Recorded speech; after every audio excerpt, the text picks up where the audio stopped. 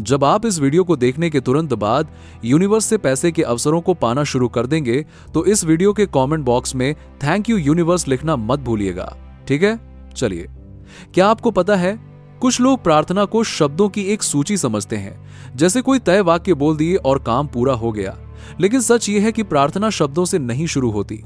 वो उस स्थिति से शुरू होती है जहां इंसान पहली बार खुद के भीतर झांकता है और महसूस करता है कि उसके भीतर बहुत कुछ ऐसा है जिसे वह हर दिन खुद से छुपाता आया है। और जब इंसान अलग अलग तरीकों से प्रार्थना करता है, कभी चुपचाप, कभी रोते हुए, कभी चलते हुए, कभी गाड़ी चलाते समय, कभी आंखें बंद करके, कभी बस आसमान की तरफ देखकर, तो असल में वह कोई भगवान को बुलाने की कोशिश नहीं कर रहा होता। वह खुद को उस हालत में लाने की कोशिश कर रहा होता है जहां वो अपनी सच्ची भावनाओं को बिना डर के स्वीकार कर सके, क्योंकि जिंदगी में सबसे मुश्किल चीज यही होती है कि आप अपने ही दिल की सच्चाई को सुन सकें। और प्रार्थना उसी सन्नाटे का नाम है जहां आपकी आवाज पहली बार खुद तक पहुंचती है। कुछ लोग प्रार्थना को बहुत व्यवस्थित तरीके से करते हैं, एक खास जगह, एक खास समय, एक खास आसन, एक खास नियम के साथ। और कुछ लोग ऐसे भी होते हैं जो अचानक बस मन ही मन बोल देते हैं, बिना किसी नियम के, बिना किसी ढांचे के। और ये दोनों ही तरीके गलत नहीं हैं, क्योंकि इन सभी का उद्देश्य एक ही होता है, आपको उस मानसिक और भावनात्मक स्थिति में ले जाना जहां आप अपने भीतर के सबसे गहरे भावों को छू सकें। वे भाव जो आम बातचीत में, सोशल मीडिया पर या लोगों के सामने कभी बाहर नहीं आते। और शायद इसी कारण प्रार्थना इतनी ताकतवर होती है, क्योंकि यह आपको वह बनने की अनुमति देती है जो आप असल में हैं, न कि वह जो दुनिया आपसे बनने की उम्मीद करती है। अक्सर ऐसा होता है कि हम बाहर से बहुत शांत, बहुत मजबूत, बहुत समझदार दिखाई देते हैं, लेकिन भीतर कहीं ना कहीं एक थकान, एक खालीपन, एक अनकहा डर या एक ऐसा सवाल छुपा होता है जिसे हम खुद से भी पूछने से बचते हैं। और जब इंसान पहली बार ईमानदारी से प्रार्थना करता है तो वह इन सबको छुपाने की कोशिश नहीं करता। वह बस स्वीकार करता है कि हाँ, मैं उलझन में हूं, हाँ, मैं थका हुआ हूं, हाँ, मुझे नहीं पता आगे क्या करना है। और यही स्वीकार्यता धीरे धीरे एक ऐसी शांति में बदल जाती है जिसे कोई बाहरी चीज नहीं दे सकती। कई बार लोग सोचते हैं कि आध्यात्मिक होना मतलब हमेशा खुश रहना, हमेशा शांत रहना, हमेशा सही जवाब जानना। लेकिन सच्चाई यह है कि आध्यात्मिक रास्ता आपको कभी कभी और ज्यादा सवालों के सामने खड़ा कर देता है। और जब सवाल बहुत गहरे हो जाते हैं तब तर्क काम नहीं आता, तब केवल अनुभव बचता है। और प्रार्थना उसी अनुभव का दरवाजा खोलती है जहां जवाब शब्दों में नहीं आते, बल्कि एक भाव, एक संकेत या एक हल्की सी स्पष्टता के रूप में उभरते हैं। बहुत से लोग कहते हैं कि उन्हें प्रार्थना में कुछ महसूस नहीं होता, उन्हें लगता है कि वे खुद से ही बातें कर रहे हैं। लेकिन अगर ईमानदारी से देखा जाए तो खुद से बातें करना भी एक बहुत बड़ा कदम होता है, क्योंकि ज्यादातर लोग अपनी ही आवाज से बचते रहते हैं। और जब आपका इरादा साफ होता है, जब आप सच में किसी उच्च शक्ति, किसी गहरी सच्चाई या किसी व्यापक चेतना से जुड़ना चाहते हैं, तो ये मायने नहीं रखता कि आप उसे क्या नाम देते हैं, भगवान, ब्रह्मांड, शक्ति या सिर्फ जीवन, क्योंकि जुड़ाव का असली माप नाम नहीं, भावना होती है। कई बार इंसान जिंदगी में ऐसे दौर से गुजरता है जहां उसे लगता है कि जो चीज उसे पहले ताकत देती थी वही अब दूर हो गई है। विश्वास डगमगा जाता है, प्रार्थना फीकी लगने लगती है और लगता है कि भीतर का सारा प्रकाश कहीं गायब हो गया है।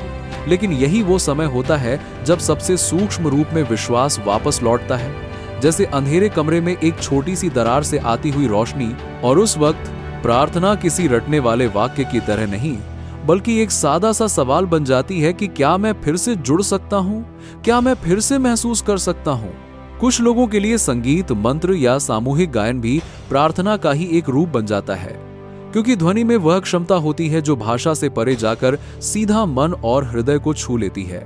और कई बार आप शब्दों का अर्थ नहीं जानते, फिर भी कुछ भीतर हिल जाता है, आंखें नम हो जाती हैं, सांस गहरी हो जाती हैं और आपको समझ में आ जाता है कि जुड़ाव का अनुभव तर्क का मोहताज नहीं होता। जब इंसान जोर देकर कुछ बनने की कोशिश करता है, जोर देकर सही दिखने की कोशिश करता है, तब वो भीतर से और ज्यादा टूटने लगता है। लेकिन प्रार्थना आपको कुछ बनने के लिए मजबूर नहीं करती, वो आपको बस वो बनने देती है जो आप पहले से हैं।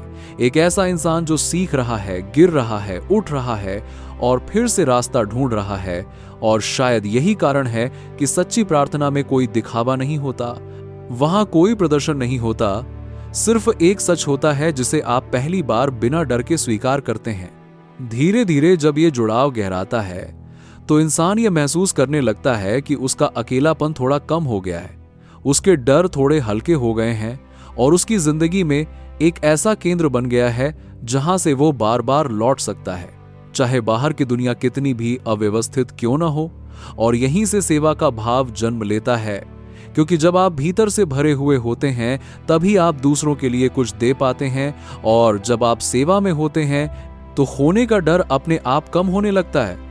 जब इंसान भीतर की उस जगह को छू लेता है जहां वह खुद से झूठ नहीं बोलता, वहां से जीवन को देखने का तरीका धीरे धीरे बदलने लगता है। और यह बदलाव किसी एक दिन, किसी एक अनुभव या किसी चमत्कार की तरह अचानक नहीं आता, बल्कि बहुत शांति से, बहुत धीरे, जैसे पानी पत्थर को घिसता है वैसे आता है।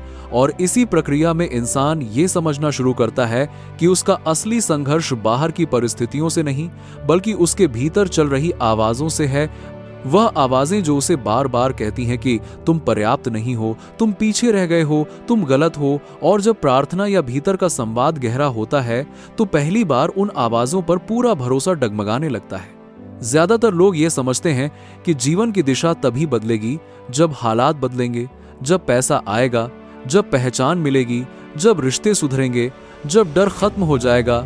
लेकिन असल बदलाव तब शुरू होता है जब आप हालात के बीच अपने भीतर एक स्थिर जगह बना लेते हैं। और यह स्थिरता प्रार्थना का सबसे बड़ा उपहार होती है, क्योंकि वह आपको यह एहसास दिलाती है कि सब कुछ नियंत्रण में होना जरूरी नहीं, सब कुछ समझ में आना भी जरूरी नहीं, कभी कभी बस जुड़े रहना ही काफी होता है।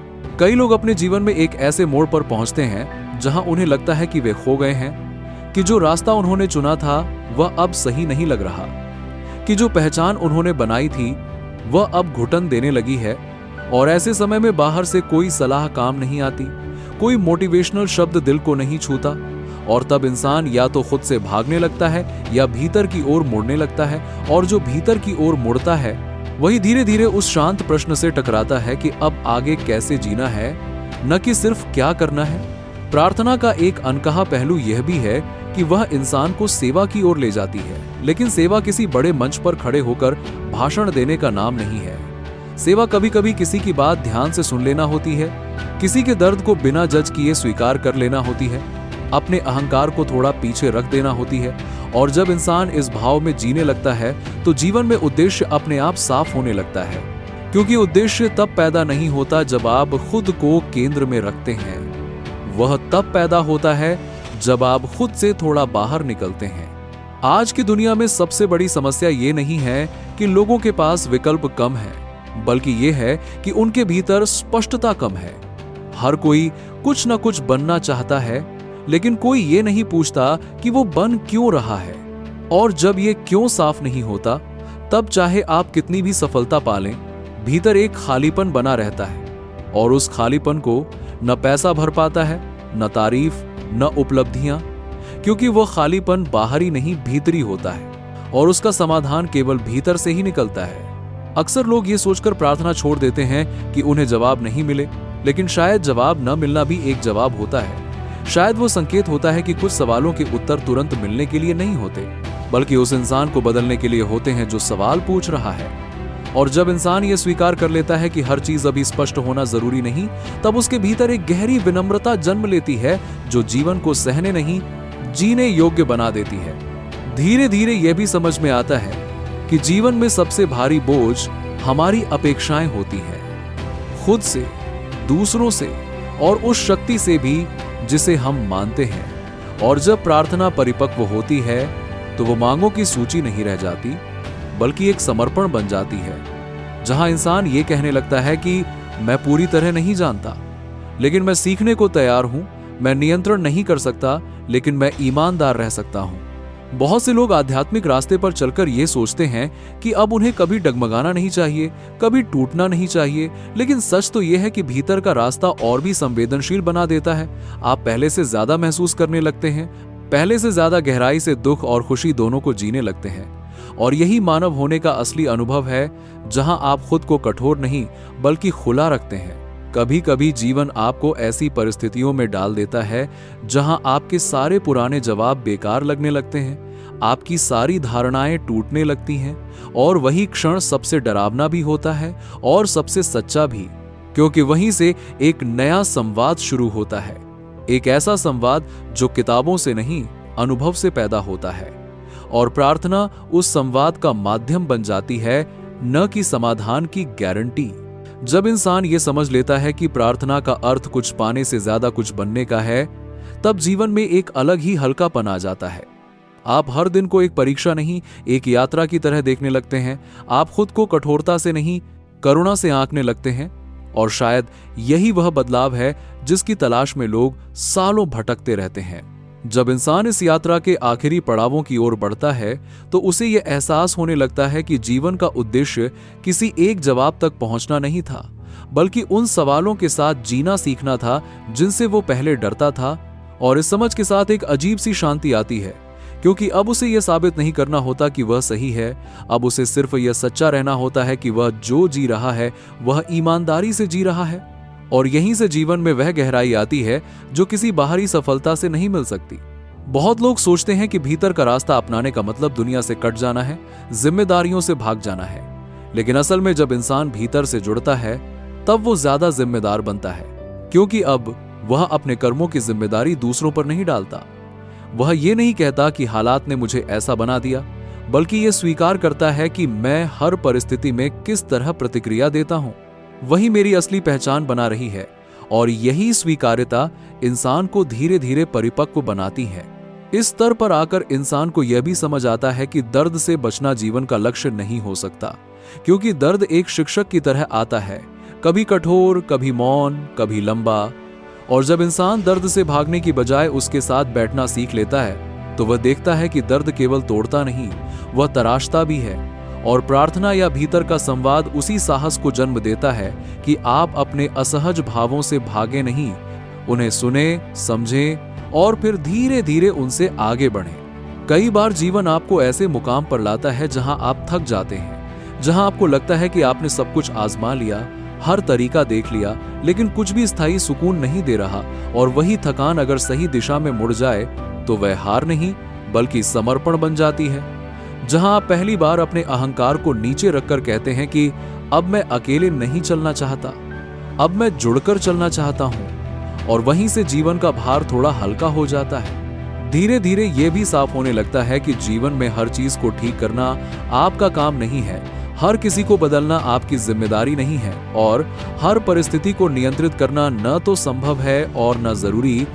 और ये समझ इंसान को आलसी नहीं बनाती बल्कि विवेकशील बनाती है, जहां वो अपनी ऊर्जा सही जगह लगाना सीखता है, जहां वो ये पहचान पाता है कि कब बोलना है, कब चुप रहना है, कब आगे बढ़ना है और कब रुक जाना है। जब भीतर का जुड़ाव गहरा हो जाता है तो जीवन की छोटी छोटी चीजों में भी एक अर्थ दिखने लगता है। एक साधारण सुबह, एक शांत शाम, किसी का मुस्कुरा देना, किसी पेड़ के नीचे कुछ देर रुक जाना, ये सब अब सामान्य नहीं रह जाते। इनमें भी एक उपस्थिति महसूस होने लगती है, और यही उपस्थिति जीवन को जीने योग्य बनाती है, क्योंकि अब खुशी किसी बड़े लक्ष्य पर टिकी नहीं होती, वो हर पल में खोजी जा सकती है।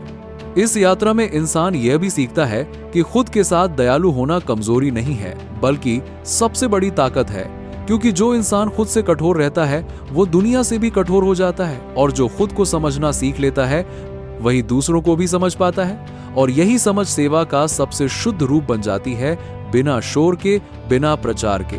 अंततः यह एहसास गहराता है कि जीवन कोई ऐसी चीज नहीं है जिसे जीतना है, साबित करना है या पूरी तरह समझ लेना है। जीवन एक अनुभव है जिसे महसूस करना है, और प्रार्थना उस अनुभव को गहराई देती है, उसे पवित्र बनाती है, बिना उसे भारी बनाए। और जब इंसान यह स्वीकार कर लेता है कि वह पूर्ण नहीं है, फिर भी मूल्यवान है, अधूरा है, फिर भी स्वीकार्य है, तब भीतर एक ऐसी आजादी जन्म लेती है जो किसी बाहरी स्वीकृति पर निर्भर नहीं होती। और शायद यही वह जगह है जहां इंसान पहली बार सच में जीना शुरू करता है, न कि केवल जीवित रहता है, क्योंकि अब उसके फैसले डर से नहीं, जुड़ाव से निकलते हैं। अब उसकी दिशा तुलना से नहीं, स्पष्टता से तय होती है। और अब उसकी प्रार्थना मांग नहीं, संबंध बन जाती है।